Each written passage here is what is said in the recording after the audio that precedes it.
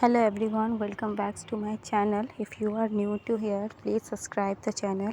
This is the first video where I am going to discuss about the question which are scenario based. Basically the question that can be asked in the NORSAT or that had been asking, जैसे कि हमने pre में भी देखा कि इस बार का lengthy question था, सिनेरियो बेस्ड क्वेश्चन है, क्लिनिकल बेस्ड, और मेंस में भी वैसे ही क्वेश्चन पूछते हैं जहाँ पे आप कंफ्यूज हो रहे हो। मतलब 50-50 वाले जो भी क्वेश्चन है ना सिनेरियो बेस्ड, वन लाइनर का तो अब कुछ रहा नहीं। तो इस वीडियो में हम देखते हैं कितना क्वेश्चन कवर कर पाते हैं। तो इसका अगर आप लोगों का अच्छा रिस्पांस रहा तो मैं नेक्स्ट सीरीज़ भी कंटिन्यू रखूँगी और इम्प्रूव करूँगी। This is my first ever MCQ series, तो थोड़ा इधर उधर हो जाए तो please sorry for that, but मैं नेक्स्ट वीडियो से कंटिन्यू रखूँगी। And thank you, please subscribe करना। चलो हम लोग फर्स्ट MCQ स्टार्ट करते हैं। इसमें है कि which of the following instruction about the activity during the menstruation would the nurse include when counselling an adolescent who has just begin to menstruate. मतलब एक जो यंग एडल्ट आपके पास फीमेल आई है या फिर एडल्ट गर्ल आई है जो कि जस्ट बिगिन टू मेंस्ट्रुएट है, क्या है वो अभी अभी उसका मेंस्ट्रुएशन साइकिल स्टार्ट हुआ है। तो यह नर्स मतलब काउंसलिंग आप क्या दोगे एडोलेसेंट को, नर्स, ठीक है। तो पहला है take a mild analgesic if needed for a menstrual period. क्या हम उसे बोलेंगे कि तुम एक माइल्ड एनाल्जेसिक ले लो, और हम उसे बोलेंगे कि कोल्ड फूड ले लो, या फिर बोलेंगे स्टॉप एक्सरसाइज वेल मेंस्ट्रुएटिंग, और we can say that avoid the sexual intercourse while menstruating. चलो सोचो आप लोग क्या बोलोगे उसको, कि एक माइल्ड एनाल्जेसिक ले लो, या अवॉइड करो कोल्ड ठंडा खाना मेंस्ट्रुएशन पीरियड में अगर पेन हो रहा है तो, या फिर एक्सरसाइज ही बंद कर दो, जब आपको मेंस्ट्रुएशन हो तब एक्सरसाइज बंद कर दो, यही ना बोल रहा है, या फिर अवॉइड सेक्सुअल इंटरकोर्स। तो चलो देखते हैं वन बाय वन। देखो पहले जहाँ तक मुझे लग रहा है सबको ये तो होगा कि ये तो बिल्कुल भी नहीं होगा। अवॉइड एक्सरसाइज हम कर सकते हैं, ठीक है। अवॉइड सेक्सुअल इंटरकोर्स ये भी नहीं होगा। अब है कि कोल्ड फूड अवॉइड करना है, ये देखो ये दोनों में फर्स्ट एंड सेकेंड में कौन आपको लग रहा है कि ज़्यादा प्रायोरिटी होगा। कोल्ड फूड, देखो ऐसे यह सच कोई रिटर्न प्रूफ नहीं है कि आपको कोल्ड कॉफ़ी कोल्ड ड्रिंक खाना है नहीं खाना है, चॉइस है। मतलब ये फीमेल के बॉडी टू बॉडी वैरी करता है, किसी कोई खाते उसको कुछ नहीं होता है, कोई नहीं भी खा सकते। तो यह सच ज़्यादा कुछ नहीं है, तो इसीलिए ये भी नहीं होगा। तो राइट आंसर हमारा हो जाएगा क्वेश्चन नंबर 1 का 1 होगा, राइट, ठीक। कुछ भी डाउट हो आप कमेंट सेक्शन में पूछ लेना। तो नेक्स्ट क्वेश्चन पे चलें। ओके, तो नेक्स्ट क्वेश्चन है a couple is inquiring about the vasectomy as a permanent method of contraception, which teaching statement would the nurse include in the teaching plan।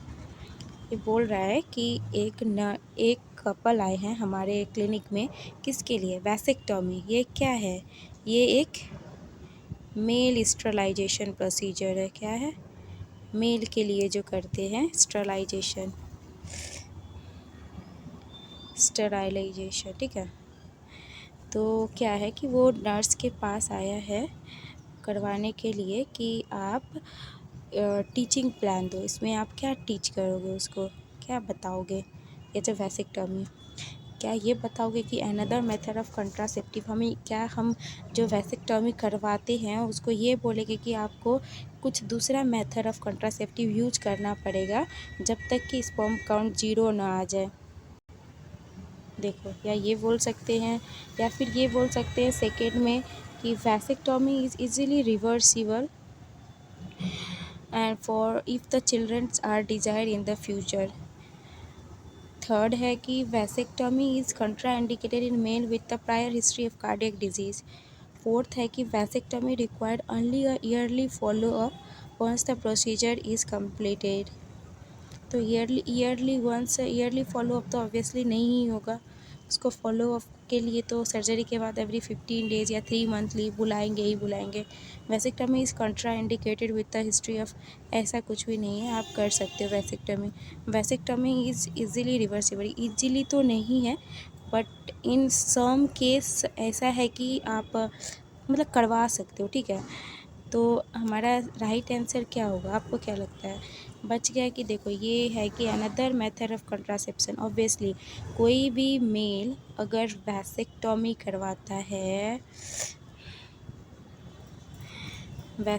करवाता है तो उसको 3 मंथ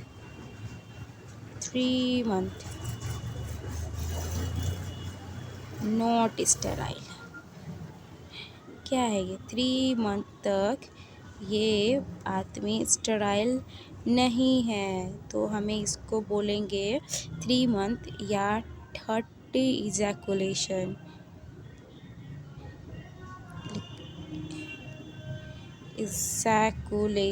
तक ये स्टेराइल नहीं है, मतलब 3 मंथ तक। तो हमें उसको क्या बोलेंगे कि आपको कंट्रासेप्शन लेना पड़ेगा जब तक कि स्पर्म काउंट 0 ना हो जाए। तो राइट आंसर इज ए। तो नेक्स्ट बढ़ते हैं क्वेश्चन की तरफ। नेक्स्ट क्वेश्चन है, फिर ओबीजी से ही है। 17-year-old client at 33-week gestation diagnosis with mild preeclampsia is prescribed bed rest at home.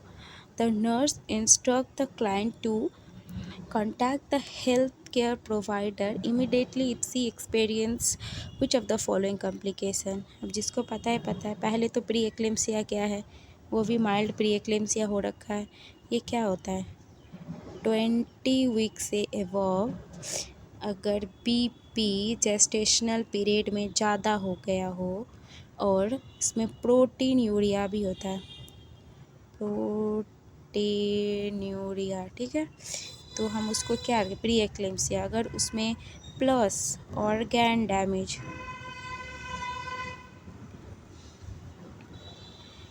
हो गया तो इसको क्या बोलेंगे? इक्लेम्सिया, ठीक है।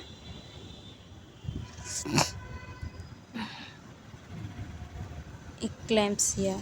तो देखो अगर हमें प्री एक्लेम्सिया में कुछ भी ऐसा कंडीशन दिखे जो कि उसको इक्लेम्सिया के साइड लेके जा रहा हो, तो हमें इमीडिएटली क्या करना है? हेल्थ केयर प्रोवाइडर को इन्फॉर्म करना है। तो देखते हैं, देखो पहला है कि ब्लड विजन। चलो पहले से देखते हैं। ब्लड विजन किसका फीचर्स है? आप लोग सोचो। एंकल एडिमा, ये नॉर्मली हमें प्रेगनेंसी में मिलता है। इंक्रीज एनर्जी लेवल, जी नहीं, ये डिक्रीज एनर्जी लेवल होता है, ठीक है। माइल्ड बैक एक, ये नॉर्मल प्रेगनेंसी में मिलता है, तो इसके लिए हमें इमिडिएटली नहीं ना जाना है। ब्लड विजन किस चीज़ के लिए? ब्लड विजन, ये क्या है? एक्लेम्सिया का फीचर्स है। क्या है? एक्लेम्सिया का फीचर है। तो एक्लेम्सिया अगर कॉम्प्लिकेशन हो जाएगा तो ऑर्गन डैमेज होगा, ठीक है। ऑर्गन डैमेज होगा, इसीलिए हमें इन्फॉर्म करना है। तो करेक्ट आंसर क्या है इस पे? ब्लड विजन, ठीक है। नेक्स्ट क्वेश्चन की तरफ चलें। नेक्स्ट देखो, the cervix of a 15-year-old primary gravida client admitted to the labor area is 2 centimeter dilated and 50% effacement. Her membrane are intact and contraction are occurring every 5 to 6 minutes. Which of the following should the nurse recommend at this time? आप क्या recommend करोगे at this time? तो देखो यहाँ पे क्या है कि आपको एक क्लाइंट मिली है जिसका क्या हो रखा है, 15-year-old प्राइमरी ग्रेविडा क्लाइंट है जो कि लेबर में है, और उसको क्या हो रखा है? की पॉइंट देखो 2 सेंटीमीटर डायलेटेड है, 50% इफेसमेंट है, मेम्ब्रेन क्या है? इंटैक्ट है मेम्ब्रेन, ठीक है। तो कॉन्ट्रैक्शन अकॉर्डिंग कितना? 5 to 6, ये है इसका की पॉइंट। तो चलिए ऑप्शन की तरफ चलते हैं। ऑप्शन में क्या बोल रहा है, right resting in a right lateral position. ये तो हम कभी नहीं बोलते हैं प्रेगनेंसी के टाइम, क्या बोलते हैं, भले हम लाइंग इन लेफ्ट लेटरल बोलते हैं, पर यहाँ पे क्या है, अगर 2 सेंटीमीटर डायलेटेड है, 50% इफेस्ड है, तो ये कंडीशन देखो, ये कंडीशन आपको क्या डिनोट करता है, ये आपको क्या बोल रहा है कि आपको 2 सेंटीमीटर डायलेटेड है और 50% इफेस, मतलब फर्स्ट स्टेज ऑफ लेबर है ना, फर्स्ट स्टेज में है लेबर के,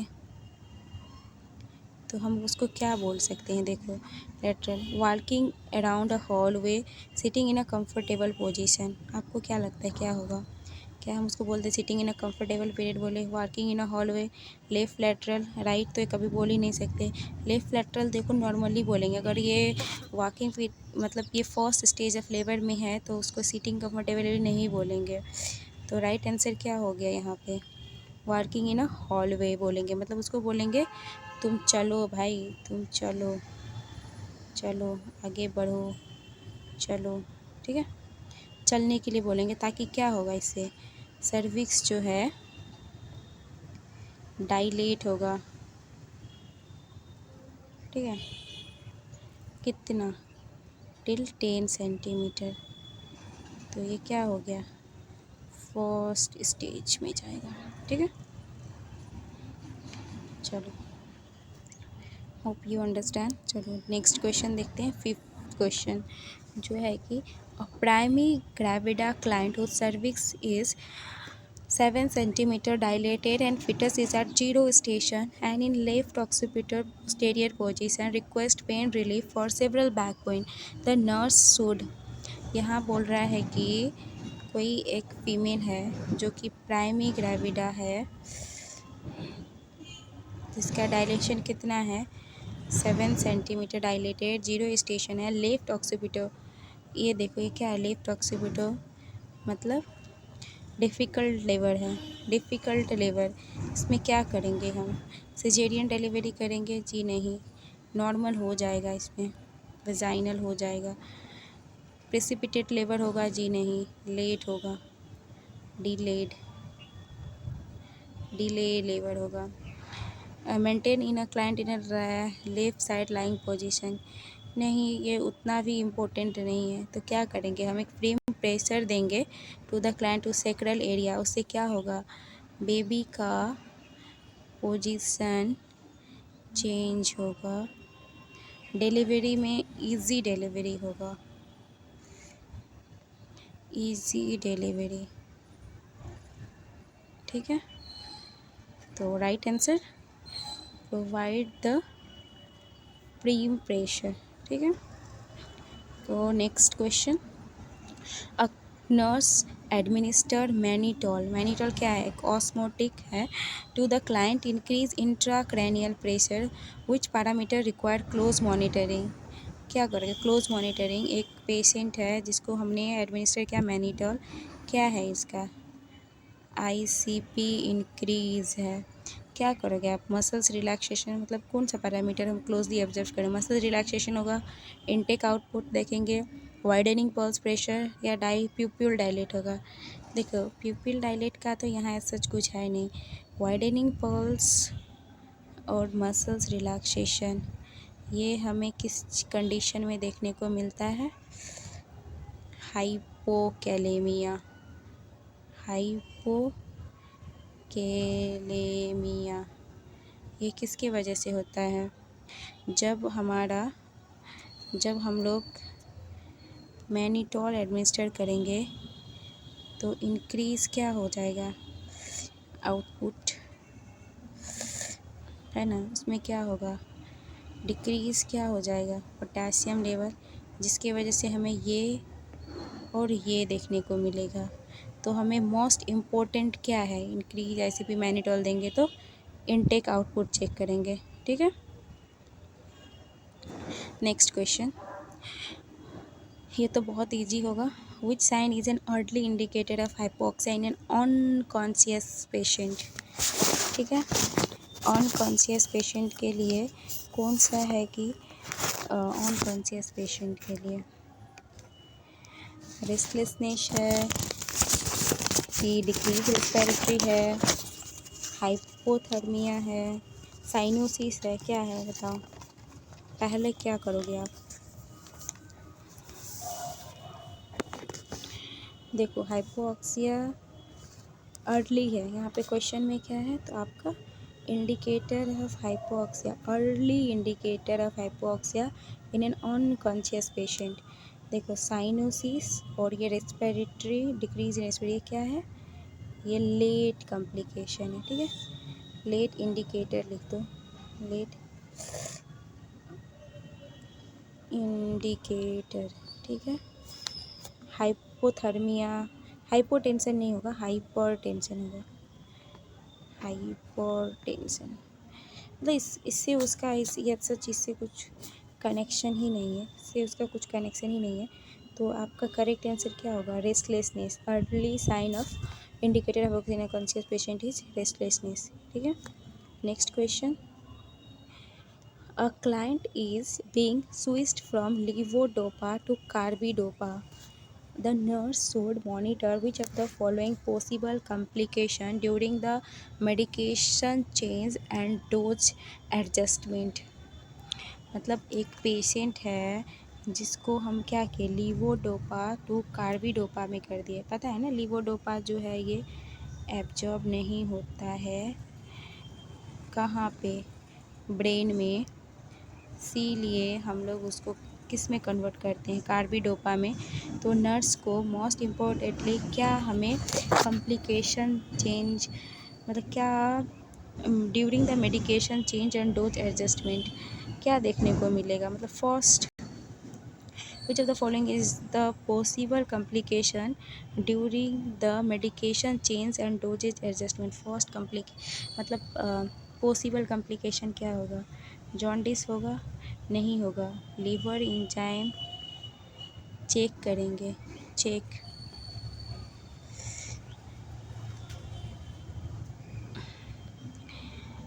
यूफोरिया नहीं होगा, सुसाइडल थॉट होगा, सुसाइडल थॉट होगा, ठीक है। Sign and symptoms of diabetes, no, decrease glucose level होगा, तो क्या होगा, वाइटल। देखो जब भी हम लोग लीवोडोपा कार्बिडोपा देंगे, मतलब चेंज करेंगे, द मोस्ट इम्पोर्टेंट कॉम्प्लिकेशन या फिर क्या होगा, हमेशा अगर वाइटल साइन दिया होगा तो ये हम लोग पहले हमें वाइटल साइंस करेंगे। देखो हमेशा सिनेरियो बेस्ड क्वेश्चन जो भी है ना, उसमें हमें ये देखना होता है कि पहले हम लोग असेसमेंट करेंगे कि पहले इम्प्लीकेशन करेंगे। तो पहले क्या है, असेसमेंट है, असेसमेंट में आपका साइन एंड सिम्टम्स भी है और क्या है, ये भी है, जॉन्डिस भी है, यूफोरिया, ये सारा असेसमेंट ही आ गया है ना, असेसमेंट ही है। तो अब इसमें कौन सा प्रायोरिटी दोगे, प्रायोरिटी वाइटल्स को दोगे, ठीक है। अगर इसमें कोई सा भी इम्प्लीमेंटेशन था तो वो हट जाता, ठीक है। तो आंसर क्या है इसका, आंसर है वाइटल इन्फ्लुएंस, ठीक है। चलो नेक्स्ट क्वेश्चन पे चलते हैं। देखो a client at risk for lung cancer asks why he is scheduled for computed tomography scan as a part of initial workup. The nurse's best response in which of the following. मतलब एक कोई जन है जिनको क्या हुआ, lung cancer हुआ है, वो पूछ रहा है कि उनको सीटी क्यों करवाना है भाई, वो भी इनिशियल स्टेज में ही। तो यहाँ पे आंसर है कि CT is far more superior than magnet